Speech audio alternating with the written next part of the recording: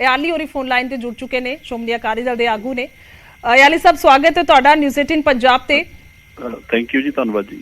जी की कहना चाहोगे तुसी?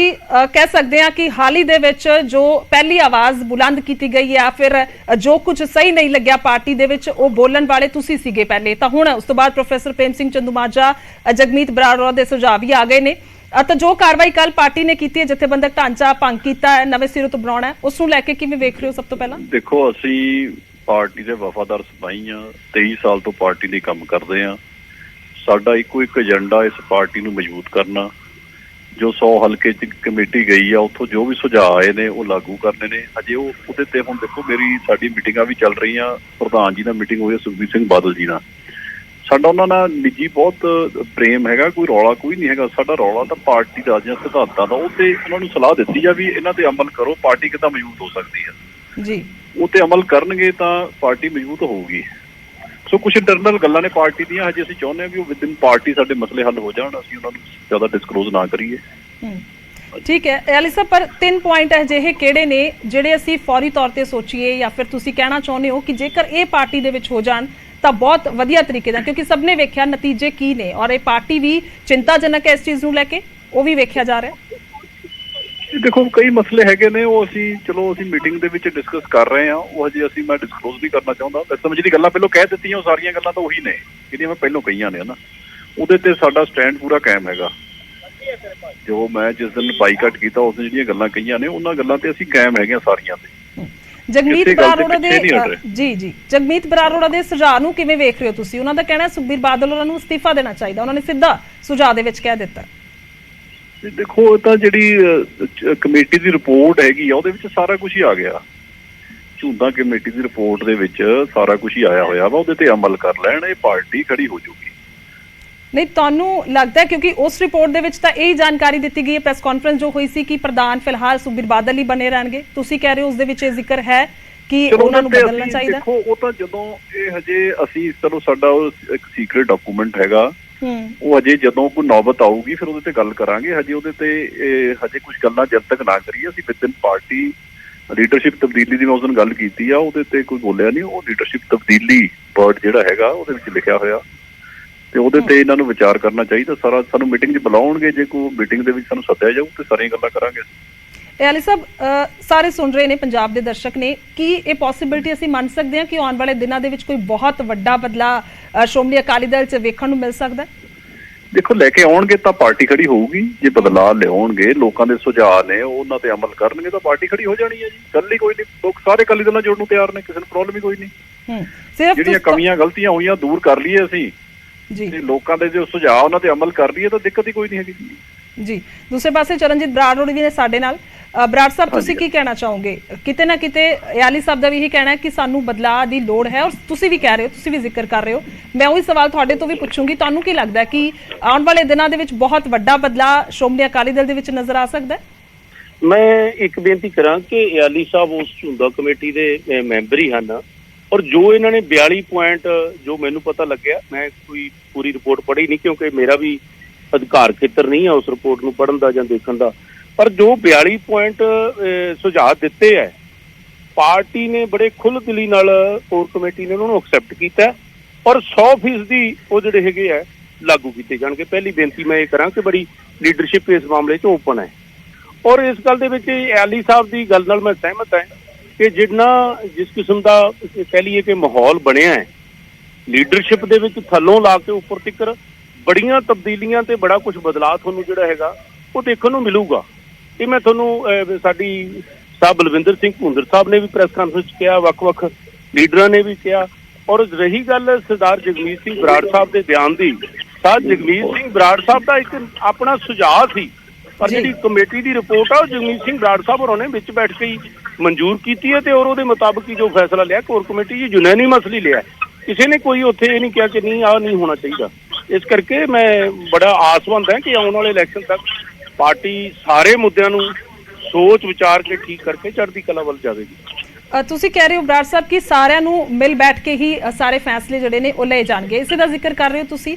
ਤਾਂ ਕੀ ਲੱਗਦਾ ਹੈ ਹੁਣ ਜਿਹੜੇ ਨੌਜਵਾਨ ਨੇ, ਯਾਨੀ ਕਿ ਅਗਰ ਅਯਾਲੀ ਸਾਹਿਬ ਦਾ ਅਸੀਂ ਜ਼ਿਕਰ ਕਰੀਏ, ਹੋਰ ਬਹੁਤ ਸਾਰੇ ਅਜਿਹੇ ਚਿਹਰੇ ਨੇ ਕਿ ਇਹਨਾਂ ਨੂੰ ਵੱਡੀਆਂ ਜ਼ਿੰਮੇਵਾਰੀਆਂ ਮਿਲ ਸਕਦੀਆਂ ਨੇ, ਕਿਉਂਕਿ ਇਹ ਲਗਾਤਾਰ ਚਰਚਾ ਵੀ ਹੋ ਰਹੀ ਹੈ।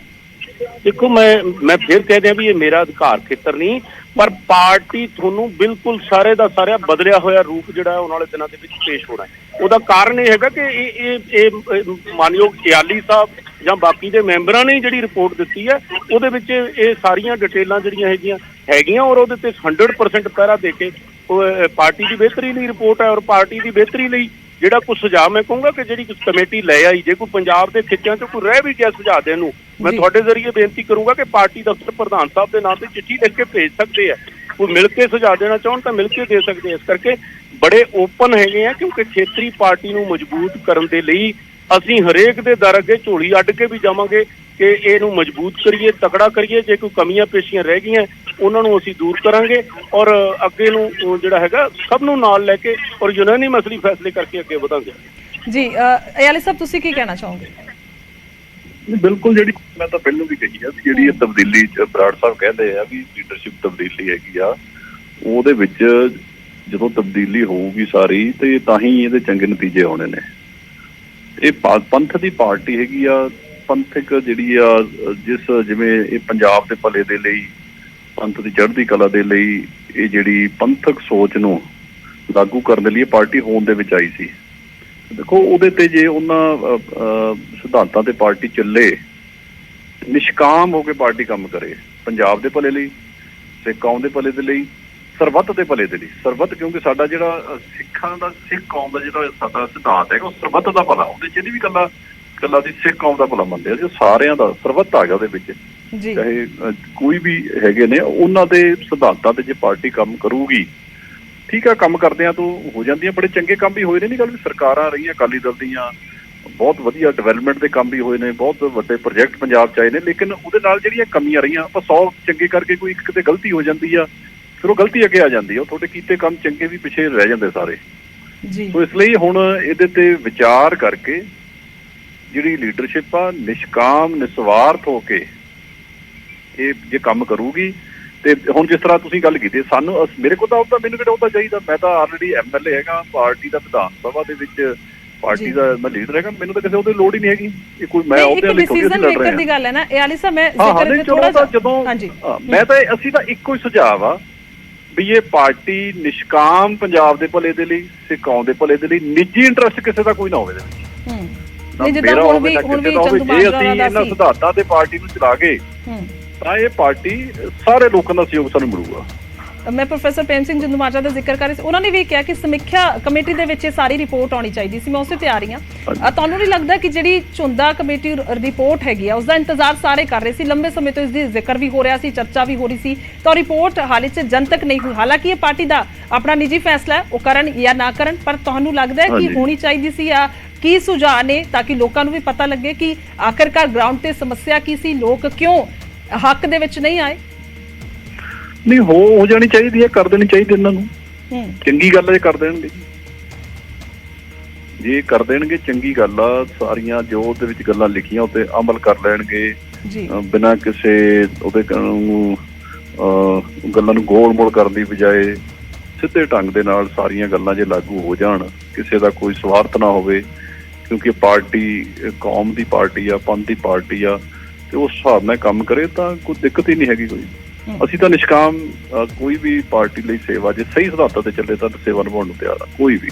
ਇਸ ਪਾਰਟੀ ਦੀ ਬੜੀ ਵੱਡੀ ਦੇਣ ਆ, ਮੈਨੂੰ ਬੜੇ ਤੀਜੀ ਵਾਰ MLA ਚੇਅਰਮੈਨ ਬਣਾਇਆ। ਅਸੀਂ ਅਜੇ ਜੇ ਪਾਰਟੀ ਥੱਲੇ ਜਾ ਰਹੀ ਆ ਤਾਂ ਇਹਨੂੰ ਚੱਕਣਾ ਤਾਂ ਸਾਡੀ ਇੱਕ ਜ਼ਿੰਮੇਵਾਰੀ ਆ, ਨੈਤਿਕ ਜ਼ਿੰਮੇਵਾਰੀ ਆ, ਉਹ ਨਿਭਾ ਰਹੇ ਆ। ਉਹਦੇ ਲਈ ਕੋਈ ਚਾਪਲੂਸੀ ਨਹੀਂ ਹੈਗੀ ਕਿਸੇ ਦੇ ਨਾਲ, ਤੇ ਕੋਈ ਇਹਦੇ ਲਈ ਕੋਈ ਪਰਵਾਹ ਨਹੀਂ ਹੈਗੀ, ਕੋਈ ਡਰ ਨਹੀਂ ਹੈਗਾ ਇਸ ਮਸਲੇ ਤੇ। ਨਿੱਜੀ ਰੌਲਾ ਕਿਸੇ ਨਾਲ ਕੋਈ ਨਹੀਂ ਸਾਡਾ, ਇੱਜ਼ਤ ਰਿਸਪੈਕਟ। ਮੈਂ ਦੱਸਦੇ ਕਿਸੇ ਵਿਰੋਧੀ ਦੇ ਖਿਲਾਫ ਦੀ ਕਦੇ ਗੱਲ ਕਰਦਾ ਸੀ, ਸਾਡੇ ਪਾਰਟੀ ਦੇ ਜਿਹੜੇ ਲੀਡਰ ਨੇ, ਉਹਦਾ ਕੋਈ ਰੌਲਾ ਹੀ ਕੋਈ ਨਹੀਂ ਹੈਗਾ। ਰੌਲਾ ਤਾਂ ਸਿਧਾਂਤਾਂ ਦਾ ਤੇ ਪਾਰਟੀ ਨੂੰ ਸਿਧਾਂਤਾਂ ਤੇ ਚਲਾਉਣ ਦਾ, ਬਸ ਇੰਨਾ ਹੀ ਮਤਲਬ। ਜੀ, ਅਖੀਰਲਾ ਰਿਐਕਸ਼ਨ ਲਵਾਂਗੇ ਬਰਾੜ ਸਾਹਿਬ ਦਾ। ਅਯਾਲੀ ਸਾਹਿਬ ਬੇਨਤੀ ਹੈ, ਸੁਣ ਕੇ ਜਾਇਓ ਜੀ। ਮੈਂ ਇੱਕ ਬੇਨਤੀ ਕਰਾਂ ਕਿ ਤੁਸੀਂ ਚੰਦੂਮਾਜਰਾ ਸਾਹਿਬ ਦੀ ਗੱਲ ਕੀਤੀ ਕਿ ਇੱਕ ਸਮੀਖਿਆ ਕਮੇਟੀ ਹੋਰ ਬਣੀ ਸੀ। ਸਮੀਖਿਆ ਕਮੇਟੀ ਦੇ ਮੈਂਬਰ ਸਾਰੇ ਕੋਰ ਕਮੇਟੀ ਦੇ ਮੈਂਬਰ ਸਨ, ਇਸ ਕਰਕੇ ਇਹ ਕੋਰ ਕਮੇਟੀ ਦੇ ਵਿੱਚ ਬੈਠੇ ਉਹਨਾਂ ਸਮੀਖਿਆ ਕਮੇਟੀ ਦੇ ਮੈਂਬਰਾਂ ਨੇ ਫੈਸਲਾ ਕੀਤਾ ਕਿ ਅਸੀਂ ਬਾਰ-ਬਾਰ ਜੇ ਕਰਦੇ ਆਂ, ਪਹਿਲਾਂ ਹੀ ਜਿਹੜੀ ਰਿਪੋਰਟ ਆ ਬਹੁਤ ਲੇਟ ਹੋ ਗਈ ਆ ਔਰ ਬਾਰ-ਬਾਰ ਗੱਲਾਂ ਉੱਠ ਰਹੀਆਂ ਸੀ। ਅਲੀ ਸਾਹਿਬ ਨੇ ਕਿਹਾ ਕਿ ਰਿਪੋਰਟ ਜਿਹੜੀ ਆ ਉਹ ਲਾਗੂ ਕਰਨੀ ਚਾਹੀਦੀ ਹੈ। ਪਹਿਲਾਂ ਇਹ ਗੱਲ ਉੱਠੀ ਜਦੋਂ ਇਹਨਾਂ ਨੇ ਵੋਟ ਪਾਉਣ ਵੇਲੇ, ਤਾਂ ਉਹ ਹਰ ਰੋਜ਼ ਗੱਲਾਂ ਉੱਠ ਰਹੀਆਂ ਸੀ। ਇਸ ਕਰਕੇ ਬਿਨਾਂ ਕਿਸੇ ਦੇਰੀ ਦੇ ਅੰਤਮ ਸਿੱਟੇ ਤੇ ਪਹੁੰਚਣ ਦੇ ਲਈ ਕੋਰ ਕਮੇਟੀ ਦੇ ਵਿੱਚ ਵਿਚਾਰੀ ਗਈ। ਕੋਰ ਕਮੇਟੀ ਦੇ ਵਿੱਚ ਵਿਚਾਰਨ ਤੋਂ ਬਾਅਦ ਪਾਰਟੀ ਪ੍ਰਧਾਨ ਦੇ ਵਿੱਚ ਜਿਹੜੀ ਹੈਗੀ ਹੈ ਸਭ ਨੇ ਫੇਰ ਜਿਹੜਾ ਉਹ ਬਣਾ ਕੇ ਰੱਖਣ ਲਈ, ਔਰ ਤਾਂ ਕਿ ਛੇਤੀ ਤੋਂ ਛੇਤੀ ਹੋਵੇ। ਜੇ ਕਮੇਟੀ ਬਣ ਜਾਂਦੀ ਤਾਂ ਫਿਰ ਲੰਬਾ ਕੰਮ ਪੈ ਜਾਂਦਾ। ਕੋਰ ਕਮੇਟੀ ਨੇ ਹੁਕਮ ਕੀਤਾ ਪਾਰਟੀ ਪ੍ਰਧਾਨ ਨੂੰ ਕਿ ਜੋ ਕਮੇਟੀ ਦੀ ਰਿਪੋਰਟ ਹੈ ਇਹਨੂੰ ਇਨ ਬਿਨ ਲਾਗੂ ਕਰਨ ਦੇ ਲਈ ਤੁਰੰਤ ਜਿਹੜੇ ਹੈ ਉਹ ਜਿਹੜੇ ਕੰਮ ਕਰਨੇ ਸ਼ੁਰੂ ਕੀਤੇ ਜਾਣ। ਔਰ ਪਹਿਲਾ ਕੰਮ ਜਿਹੜਾ ਹੈਗਾ, ਕਿਉਂਕਿ ਜਿਹੜੀਆਂ ਤਬਦੀਲੀਆਂ ਦੀ ਲੋਕ ਆਸਵੰਦ ਨੇ, ਜਿਹੜੀਆਂ ਤਬਦੀਲੀਆਂ ਦੀ ਕਮੇਟੀ ਨੇ ਰਿਪੋਰਟ ਕੀਤੀ ਹੈ, ਤਾਂ ਉਸ ਦੇ ਲਈ ਸਭ ਤੋਂ ਪਹਿਲਾ ਕੰਮ ਸੀ ਕਿ ਢਾਂਚਾ ਭੰਗ ਕਰਕੇ ਨਵੇਂ ਸਿਰਿਓਂ A to Z, ਮਤਲਬ ਥੱਲੇ ਪਿੰਡ ਦੀ ਇਕਾਈ ਤੋਂ ਲੈ ਕੇ ਤੇ ਜਿਹੜੇ ਸੀਗੇ ਸਾਡੇ ਉੱਪਰਲੇ ਲੈਵਲ ਤੱਕ, ਜਿੱਥੋਂ ਤੱਕ ਵੀ ਅਹੁਦੇਦਾਰੀਆਂ ਹੈਗੀਆਂ, ਸਾਰਿਆਂ ਦੇ ਵਿੱਚ ਜਿਸ ਤਰ੍ਹਾਂ ਦੀ ਕਮੇਟੀ ਦੇ ਵਿੱਚ ਰਿਪੋਰਟ ਆ ਉਹਦੇ ਮੁਤਾਬਕ ਜਿਹੜੀ ਹੈਗਾ ਲਾਗੂ ਕਰਕੇ ਪਾਰਟੀ ਨੂੰ ਮਜ਼ਬੂਤ ਕਰੀਏ। ਇਸੇ ਤੇ ਪ੍ਰਧਾਨ ਸਾਹਿਬ ਅੱਗੇ ਵਧ ਰਹੇ ਨੇ। ਇੱਕ ਅਖੀਰਲਾ ਜਵਾਬ ਜ਼ਰੂਰ ਦਿਓ, ਜੋ ਅਲੀ ਸਾਹਿਬ ਨੇ ਵੀ ਜ਼ਿਕਰ ਕੀਤਾ ਕਿ ਹੋਣੀ ਚਾਹੀਦੀ ਹੈ ਜਨਤਕ ਰਿਪੋਰਟ, ਉਸ ਨੂੰ ਲੈ ਕੇ ਕੀ ਕਹੋਗੇ? ਵਕਤ ਆਇਆ ਤਾਂ ਸਭ ਕੁਝ ਹੋਏਗਾ ਜੀ, ਕਿਉਂਕਿ ਇਹਦੇ 'ਚ ਇਹ ਹੈਗਾ ਕਿ ਜਦੋਂ ਜੇ ਕੱਲੀ ਰਿਪੋਰਟ ਜਨਤਕ ਹੋ ਜਾਣੀ ਹੈ, ਅਲੀ ਸਾਹਿਬ ਕੋਲੇ ਵੀ ਹੋਣੀ ਹੈ। ਅਲੀ ਸਾਹਿਬ ਨੇ ਅੱਖਰ ਲਿਖਿਆ, ਸਾਰੇ ਮੈਂਬਰਾਂ ਕੋਲੇ ਹੈਗੀ ਹੈ। ਅੱਧੇ ਤੋਂ ਵੱਧ ਪ੍ਰੈਸ ਵਾਲਿਆਂ ਨੇ ਵੀ ਤੁਸੀਂ ਪਹਿਲਾਂ ਹੀ ਬੜੀਆਂ ਗੱਲਾਂ ਕਰਤੀਆਂ, ਜਿਹੜੇ ਕਿਸੇ ਨੇ ਦੱਸੀਆਂ ਤੇ ਕਿਸੇ ਨੇ ਅੰਦਾਜ਼ੇ ਨਾਲ ਕਰਤੀਆਂ। ਇਸ ਕਰਕੇ ਮੈਂ ਇਸ ਗੱਲ ਦਾ ਪਾਰਟੀ ਦੇ ਹਰੇਕ ਵਰਕਰ ਨੂੰ ਭਰੋਸਾ ਦਿਵਾਉਣਾ ਕਿ ਜੋ 13 ਮੈਂਬਰੀ ਕਮੇਟੀ ਨੇ ਆਪਦੇ ਦਸਤਖਤਾਂ ਥੱਲੇ ਕੱਲੇ ਪੇਜ ਤੇ 42 ਪੁਆਇੰਟ ਦਿੱਤੇ ਆ, ਹੂ ਬਹੂ ਲਾਗੂ ਹੋਣਗੇ। ਔਰ ਵਕਤ ਆਉਣ ਤੇ ਉਹ ਬੜਾ ਸਾਡਾ ਕੀਮਤੀ ਡਾਕੂਮੈਂਟ ਬਣਨਾ ਹੈ। ਪਾਰਟੀ ਦਾ ਇਤਿਹਾਸ ਜਦੋਂ ਅੱਜ ਤੋਂ 20-30 ਸਾਲਾਂ ਬਾਅਦ ਲਿਖਿਆ ਜਾਵੇਗਾ, ਜਿਵੇਂ ਅੱਜ ਅਸੀਂ ਮਾਸਟਰ ਤਾਰਾ ਸਿੰਘ ਜੀ ਨੂੰ ਯਾਦ ਕਰਦੇ ਹਾਂ, ਬਾਬਾ ਖੜਕ ਸਿੰਘ ਜੀ ਨੂੰ ਯਾਦ ਕਰਦੇ ਹਾਂ, ਜਾਂ ਹੋਰ ਸਾਡੇ ਲੀਡਰਾਂ ਨੂੰ ਯਾਦ ਕਰਦੇ ਹਾਂ, ਉਹਨਾਂ ਦੀਆਂ ਗੱਲਾਂ ਨੂੰ, ਇਹ ਕਮੇਟੀ ਦੀ ਰਿਪੋਰਟ ਸੁਨਹਿਰੀ ਅੱਖਰਾਂ ਦੇ ਵਿੱਚ ਸਾਡੇ ਇਤਿਹਾਸ ਦੇ ਵਿੱਚ ਲਿਖੀ ਜਾਏਗੀ ਔਰ ਇਹਨੂੰ ਹਮੇਸ਼ਾ ਪੜ੍ਹਿਆ ਜਾਂਦਾ ਰਿਹਾ ਕਰੇਗਾ। ਇਸ ਕਰਕੇ ਮੈਂ ਬੇਨਤੀ ਹੈ ਕਿ ਵਕਤ ਆਉਣ ਤੇ ਕਰਾਂਗੇ। ਠੀਕ ਹੈ, ਸਮੇਂ ਦੀ ਘਾਟ ਹੈ। ਬਹੁਤ ਬਹੁਤ ਸ਼ੁਕਰੀਆ ਜੁੜਨ ਦੇ ਲਈ ਮਨਪ੍ਰੀਤ ਇਆਲੀ ਜੀ, ਤੁਹਾਡਾ ਵੀ, ਔਰ ਚਰਨਜੀਤ ਬਰਾੜ ਤੁਹਾਡਾ ਵੀ ਧੰਨਵਾਦ ਹੈ। ਸੋ ਫਿਲਹਾਲ ਇਹ ਰਿਪੋਰਟ ਜਿਹੜੀ ਹੈ ਉਹ ਚੁੰਦਾ ਕਮੇਟੀ ਦੀ ਜੋ ਸਾਹਮਣੇ ਆਈ ਹੈ, ਕਹਿ ਸਕਦੇ ਹਾਂ ਜੋ ਕੋਰ ਕਮੇਟੀ ਦੇ ਵਿੱਚ ਪੇਸ਼ ਕੀਤੀ ਗਈ, ਉਸ ਤੋਂ ਬਾਅਦ 3 ਬਿਆਨ ਅਜਿਹੇ ਜਿਸ ਨੇ ਚਰਚਾ ਵੀ ਛੇੜੀ, ਪਰ ਬੀਤੇ ਦਿਨ ਇੱਕ ਖਾਸ ਤੌਰ ਤੇ ਕਹਿ ਸਕਦੇ ਹਾਂ ਕਿ ਪਾਰਟੀ ਦੇ ਵੱਲੋਂ ਫੈਸਲਾ ਲਿਆ ਗਿਆ, ਜਥੇਬੰਦਕ ਢਾਂਚਾ ਭੰਗ ਕਰ ਦਿੱਤਾ ਗਿਆ। ਪਰ ਫਿਲਹਾਲ ਘਮਾਸਾਨ ਅਜੇ ਵੀ ਜਾਰੀ ਹੈ। ਜਗਮੀਤ ਬਰਾੜ ਉਹਨਾਂ ਦੇ ਕੁਝ ਅਜਿਹੇ ਸੁਝਾਅ ਜਿਹੜੇ ਨੇ ਉਹ ਸਾਹਮਣੇ ਆਏ ਨੇ, ਜਿਸ ਨੂੰ ਲੈ ਕੇ ਚਰਚਾ ਵੀ ਹੋ ਰਹੀ ਹੈ ਔਰ ਸੁਰਖੀਆਂ ਵੀ ਬਣ ਰਹੇ ਨੇ। ਉਧਰ ਕੱਲ ਪ੍ਰੇਮ ਸਿੰਘ ਚੰਦੂਮਾਸ਼ਰਾ ਦੀ ਨਾਰਾਜ਼ਗੀ ਵੀ ਸਾਹਮਣੇ ਆਈ ਔਰ ਚੰਦੂਮਾਸ਼ਰਾ ਨੇ ਚੁੰਦਾ ਕਮੇਟੀ ਦੀ ਰਿਪੋਰਟ ਸਿੱਧੇ ਕੋਰ ਕਮੇਟੀ ਦੇ ਵਿੱਚ ਰੱਖੇ ਜਾਣ ਤੇ ਸਵਾਲ ਵੀ ਚੁੱਕਿਆ ਤੇ ਇਸ਼ਾਰਿਆਂ ਦੇ ਵਿੱਚ ਸੁਖਬੀਰ ਬਾਦਲ ਨੂੰ ਨਿਸ਼ਾਨੇ ਤੇ ਲਿਆ। ਕਮੇਟੀ ਨੇ ਪੂਰਾ ਸਾਰਾ ਪੰਜਾਬ ਦੇ ਵਿੱਚ ਲੋਕਾਂ ਨਾਲ ਜੁੜ ਕੇ ਰਾਬਤਾ ਰੱਖ ਕੇ ਗੱਲਬਾਤ ਤਿਆਰ ਕੀਤੀ ਤੇ ਉਹ ਜਿਹੜੀ ਜਦੋਂ ਰਿਪੋਰਟ ਆਈ, ਉਹਨਾਂ ਨੇ ਰਿਪੋਰਟ ਸਾਡੇ ਜਿਹੜੇ ਕਨਵੀਨਰ ਸੀ ਭੁੰਦਰ ਸਾਹਿਬ ਉਹਨਾਂ ਨੂੰ ਦੇਤੀ ਤੇ ਉਹ ਰਿਪੋਰਟ ਅਸੀਂ ਤਾਂ ਪੜ੍ਹੀ ਨਹੀਂ ਅਜੇ, ਨਾ ਸਾਨੂੰ ਦਿੱਤੀ ਆ, ਨਾ ਉਹਦੇ ਬਾਰੇ ਅਜੇ, ਕਿਉਂਕਿ ਅਜੇ ਆਈ ਨਹੀਂ ਸੀ ਜਦ ਉਹਦੀ ਚਰਚਾ ਕੀ ਚੱਲਦੀ। ਤੇ ਮੈਂ ਜ਼ਰੂਰ ਰਾਏ ਦਿੱਤੀ ਸੀ 1-2 ਵਾਰ। ਫਿਰ ਸਾਡੀ ਕੋਰ ਕਮੇਟੀ 'ਚ ਕਈ ਵਾਰੀ ਜਦੋਂ ਚਰਚਾ ਚੱਲੀ ਵੀ ਉਹ ਕਮੇਟੀ ਦਾ ਬਣਿਆ ਕੀ, ਉਦੋਂ ਵੀ ਸੁਖਬੀਰ ਸਿੰਘ ਬਾਦਲ ਉਹਨਾਂ ਨੇ ਇਹੀ ਕਿਹਾ ਭੁੰਦਰ ਸਾਹਿਬ ਨੂੰ ਵੀ ਤੁਹਾਨੂੰ ਕਨਵੀਨਰ ਬਣਾਇਆ ਸੀ, ਤੁਹਾਡੀ ਕਮੇਟੀ ਬਣਾਈ ਸੀ, ਵੀ ਤੁਸੀਂ ਉਹਨੂੰ ਰਿਪੋਰਟ ਤੇ ਡਿਸਕਸ ਕਰੋ, ਵਿਚਾਰ ਕਰੋ, ਰਾਏ ਦਿਓ ਤੇ ਕੋਰ ਕਮੇਟੀ 'ਚ ਰੱਖੋ।